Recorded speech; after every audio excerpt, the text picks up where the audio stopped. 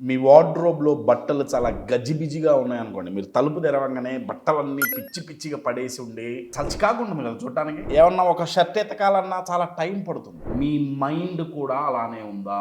దీన్ని mental clutter అంటారండి. Mental clutter అంటే ఎన్నో ఆలోచనలతో వార్డ్రోబ్ గనక చాలా బట్టలతో నిండిపోయి సరిగ్గా సర్దకుండా గజిబిజిగా ఉన్నట్టు ఇది మానసికంగా గజిబిజిగా ఉండటం. ఎన్నో ఆలోచనలతో, వర్రీస్‌తో, టెన్షన్స్‌తో, చాలా ఐడియాస్‌తో, పాజిటివ్‌గా చూసుకుంటే చాలా ఐడియాస్‌తో మైండ్ నిండిపోతుంది. దీనివల్ల కలిగే నష్టం ఏంటి?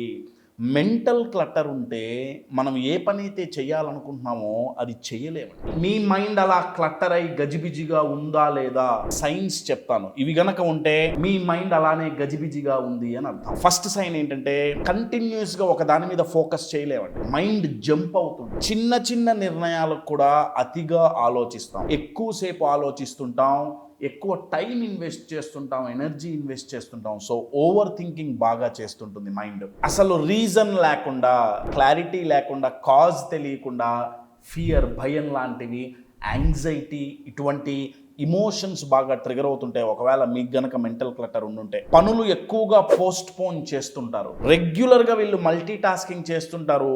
10 పనులు ఒకేసారి ట్రై చేయడానికి చేస్తుంటారు, కానీ దేనికి రిజల్ట్స్ రావు. అన్నిటికంటే మోస్ట్ ఇంపార్టెంట్ సైన్ ఏంటయ్యా అంటే రాత్రిపూట ఎక్స్పెషల్లీ పడుకోబోయే ముందు ఈ మైండ్ అనే ల్యాప్టాప్ని, మైండ్ అనే కంప్యూటర్ని షట్ డౌన్ చేయటం వీళ్ళ వల్ల కాదు.